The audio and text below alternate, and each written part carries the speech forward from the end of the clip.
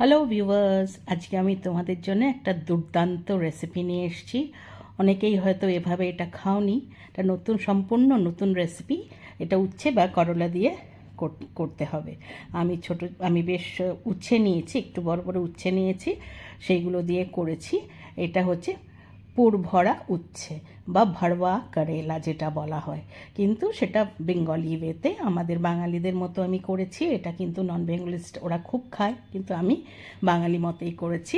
আমি কিন্তু এটা একটা ইন্টারনেট থেকে রান্নাটা দেখে শিখেছি, দারুণ লেগেছে। আমি নিজে করে খেয়েছি, দুর্দান্ত লাগে গরম ভাতে। তোমরাও করো। দেখো, চলো শুরু করি। তার জন্য প্রথমে আমি 4টে এরকম এক সাইজের উচ্ছে নিয়ে নিয়েছি, বেশ কিছুটা ধনেপাতা কুচো করে রেখেছি, আর মিডিয়াম সাইজের পেঁয়াজ দুখানা মতো নিয়ে আমি কুচো করেছি। অতটাই লাগবে। আর 1 চামচ রসুন বাটা, 1 চামচ আদা বাটা, কিছুটা নারকেল কোড়া নিয়েছি, কিছুটা বাদাম রেখেছি, কাঁচা বাদাম। প্রথমেই আগে আমি জল বসিয়ে দিয়েছি, দিয়ে সেটাতে একটু নুন দিয়ে দিলাম। জলটা ফুটে উঠলে তার মধ্যে উচ্ছেগুলো আমি দিয়ে দেবো। তোমরা করলা দিয়েও করতে পারো। বেশ কিছুক্ষণ ধরে এই উচ্ছেগুলোকে আমি সেদ্ধ করলাম। বেশ 80% মতো উচ্ছেগুলোকে সেদ্ধ করে নিতে হবে। হাত দিয়ে টিপে দেখবে, নরম হলে বুঝবে সেদ্ধ হয়ে গেছে। এবার আমি জল থেকে তুলে ওগুলোকে ছেঁকে রাখলাম। বাদামগুলো এবার শুকনো কড়াইতে আমি দিয়ে দিলাম। শুকনো খোলা এটা ভাজা হবে। বাদামগুলো কিছুক্ষণ নাড়াচাড়া করে শুকনো খোলায় আমি ভেজে নেব। যখন দেখবে বাদামের গায়ে কালো কালো রং এসে গেছে, তখন বুঝবে ভাজা হয়ে গেছে। তখন আমি এগুলোকে তুলে নিয়ে ঠান্ডা করে খোসা ছাড়িয়ে আমি এগুলোকে গুঁড়ো করে রাখবো। এইবার যে উচ্ছেগুলো আমি সেদ্ধ করেছি সেগুলোকে আমি প্রত্যেকটাকে নিয়ে মাঝখান এরকম করে করে স্লিট করে দিলাম ছুরির সাহায্যে। এইভাবে ছুরির সাহায্যে একটা তোমরা স্লিট করে নেবে।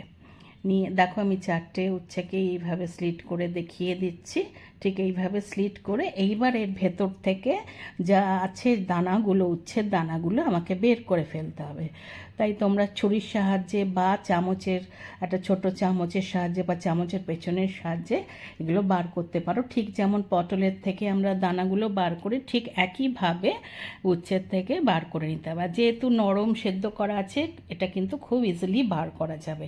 দেখো, আমি এইভাবে কিন্তু 4টে উচ্ছেরই আমি বার করে নিয়েছি, দানাগুলো সব দেখিয়ে দিলাম।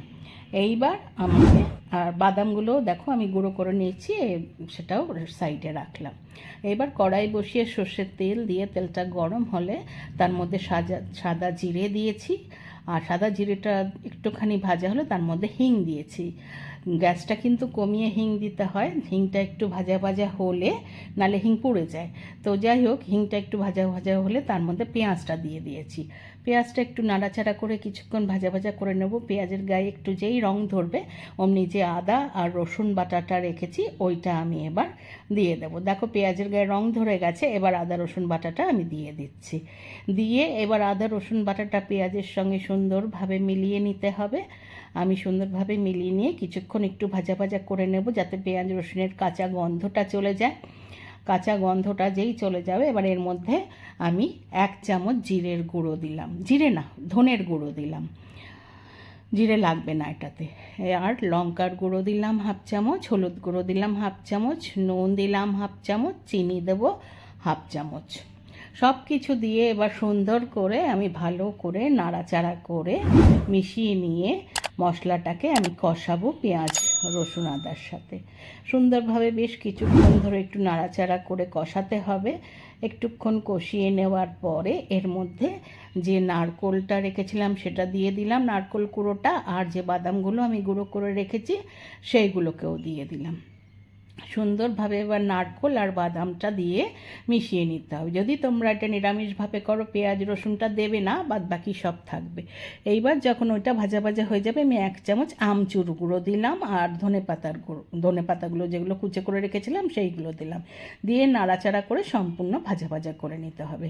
তোমাদের যদি আমচুর না থাকে, তোমরা চাট মশলা বা লেবুর রস দিতে পারো। আমার এইভাবে ভাজা ভাজা করে নিয়ে আমার পুরটা তৈরি হয়ে গেছে। এবার পুরটাকে আমি ওই করলাগুলোর মধ্যে বা উচ্ছেগুলোর মধ্যে ভরে নেব। দেখো, একটা নিয়ে আমি দেখিয়ে দিলাম, আবার দ্বিতীয়টাও আমি দেখিয়ে দিচ্ছি। ঠিক একইভাবে প্রত্যেকটা উচ্ছের মধ্যে কিন্তু পুরগুলো ভরতে হবে, আর বেশ চেপে চেপে ভরবে, অনেকটা করে ভরবে, তাহলে খাওয়ার সময় খুব ভালো লাগে।